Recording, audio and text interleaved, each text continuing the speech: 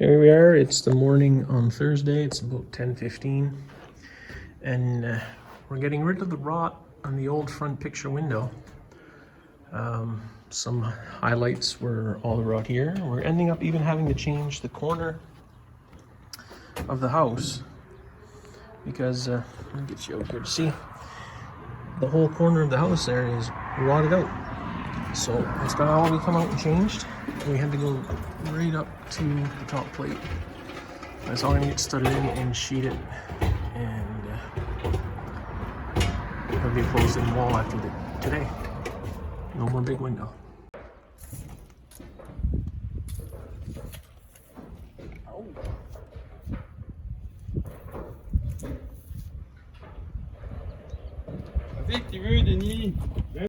Here we are. It's the end of the day on Thursday, and yeah, we got a lot done.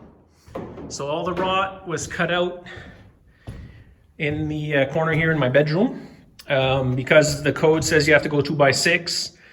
We did reframe it with 2x6. We have my window framed in here. You can see that little hole there was to get the air hose back in from the hammer. So all the old 2x4 walls, we're gonna scab on a 2x2, which should bring us to just, I believe, 2/8 or 2/16 under a standard 2x6. So we'll be able to get our length we need for our value for insulation. So that's gonna be a good 2 days work of just scabbing on the top plates, the bottom plates, and every 2x4 with this stuff here, the 2x2. Yep, that's how we're gonna get that done. And we got here in the front where the big bay window was, which is gone now completely. All the rot is gone out, and it's been reframed and sheeted. The structural corner of the house was completely rotted out in the bottom. It was, I mean, you could take pieces off with your fingers. It wasn't even fully touching the floor anymore. So we had to temporary brace inside to hold up the roof, and then we had to rebuild the corner. And then when we measured the joists to put them in, the first one and the last one were the same length, and we were down a 1/2 inch in the center. So we measured all the joists the same width. We put in a double top plate, and we pushed it up. We sledgehammered in the first 3, and the other 2 went in by hand, and put the roof back up level. So it had sagged, that the header that was there for the bay window was not sufficient, and the roof had sagged over it, especially with the rot down below. There was no more structure left for that window, and it was just sagging in. So yeah, here used to be another bay window here facing the river side of the house. That's just gonna get scabbed over with 2x2s for the R value. It's just gonna stay like that. We're not gonna reframe that because it's not going back into a window. So next, there's nobody on site tomorrow. So Monday, the plan to start is gonna be to get this door that we don't want anymore, because who needs 2 front doors to their house, out. And then we're gonna frame in another bedroom window there, because this space is now going to be a bedroom, not a living room. And that's going to get framed in with the new window opening. And where we're standing now will be my daughter's bedroom. And over there against that wall is going to be closets. Will be 2, each bedroom is going to have a fairly nice sized walk-in closet. And then Monday afternoon, we're gonna get this closed in, which is the old back patio door. We're gonna close that in proper, and there's gonna be a bathroom window in the center of that, because this was the laundry room that went out to my patio door, and it's gonna now be a laundry room bedroom. Or sorry, laundry room bathroom. Yeah. And then that's gonna stay pretty much like that. There, that, because that's not going to be a window anymore. It's just going to stay the same thing, scabbed over and insulated. Then this window here is going to get a little bit bigger, or actually quite a bit bigger, because now this is going to be the living room. And then you're going to go over one stud here from the window, and we're going to put in the new back door. We're just putting a standard size man door because I'm trying to save money in the budget, and I'm not fancy. I don't need a big fangled patio door, sliding door, nothing like that. A normal size man door is going to be good for me. And the window that's going to be here is the same size as the window in the front there for the kitchen. So we are going to have a good sized living room window, which is going to give us the view outside that, you know, we would want. And it'll make up, I think, for the patio door not being there. So, yep. So those bracing in the corner, they don't longer need to be there really. And yeah, so then that window's got to get reframed. That window's got to get reframed. That door has to be reframed because none of the headers apparently pass the code. Even this one here with the large header that's going way longer than the window. None of the jacks or joists go down the structure. They go down to another 2x4 that goes across. It's just not proper, I guess. And there is a little bit of rot in the corner here that we're not gonna leave. And you see like it's really rotten there. You can just pull pieces out with your hands. So we're gonna cut that all out and reframe right there as to code. And here, there's not a proper header above the door. It's just a piece of 2x4. So that's gonna get put to code. Then here, once we get going with the framing, there's gonna be a man door here to come in, up the stairs to the attic, and there is gonna be a normal size man door there laying flat that we will open up to access the attic. So, and other good news, probably Tuesday or Wednesday next week, the beam for the kitchen's going in. It was delivered today. We have it here. It's a strand lumber beam, 3.5 inches wide, 9.5 inches tall. We got 16 feet of it. And we are going to bring that over here. And that's going to replace that header up there.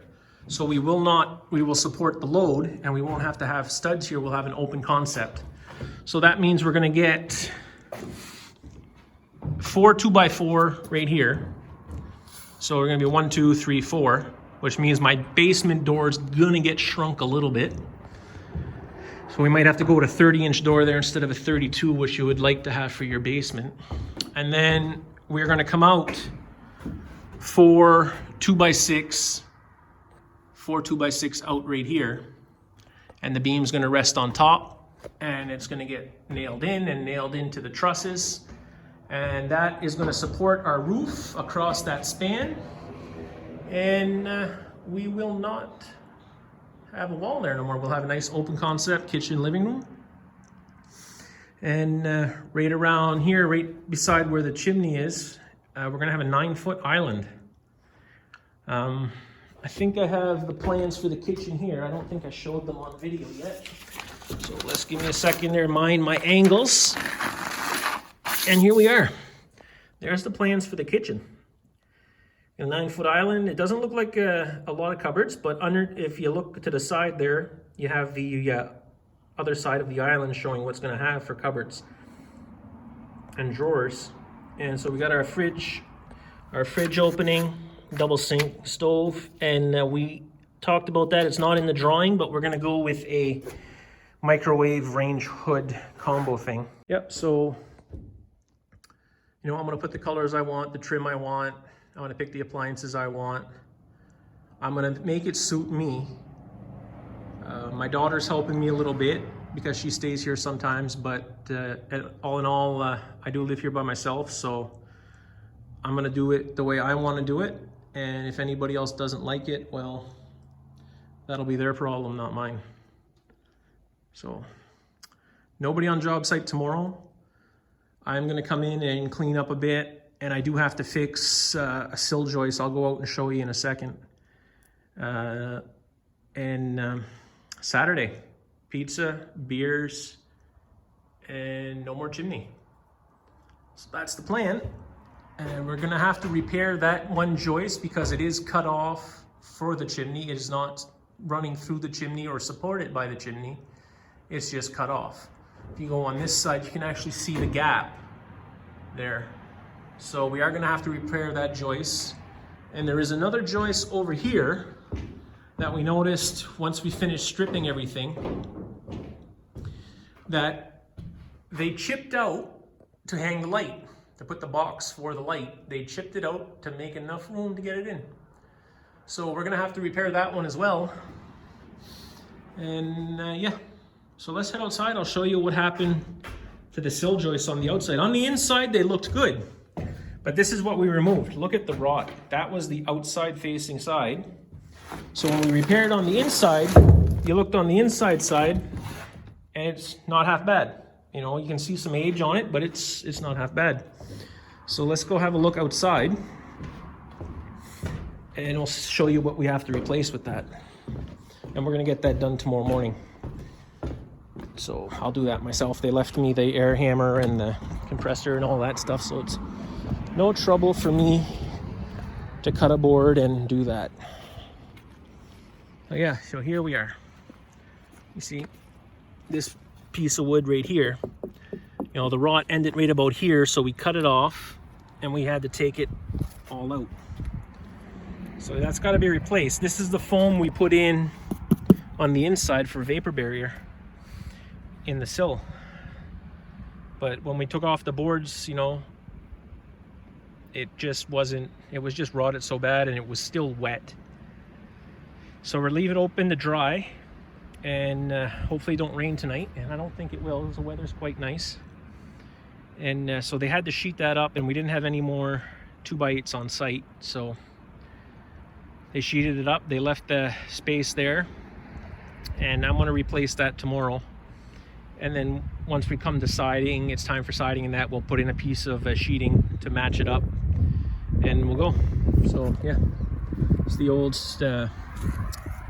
siding here. We started taking some of it off to facilitate the repair here, but as I said before, we got the siding ordered, so within the next week or two, it's probably gonna all be stripped off. I'm gonna get rid of this, you know, unappealing green color that I never did like. But like I don't know if I mentioned before, I bought this house probably 70% for the land and 30% for the house, just because, I mean, look at it, look at my view. I have a river, you know, you go back, it goes way back up to a nice lake. We get a little bit nicer and things dry a little bit more. I'll do a video one day. I'll walk right up back there and show you all the back corner of my property. Maybe look for some bear sign, because I do have bears in the back there. I have moose in the back there. I imagined there'd be deer. I did see deer tracks over in the cement plant yard before. We got coyotes, we got fox, and we got raccoons and skunk. So we got a nice mix, and we do have beavers and muskrat in the river. And I did see some otter sign last year, but I never did see an otter. But they are around. I have seen them before in different rivers close to here, so I imagine there are still some here as well. Oh yeah. So I'm gonna close off the opening for today and head home, get some supper. And I don't know if I'll film tomorrow, but Saturday we're gonna have a good time. All right, talk to you soon, YouTube.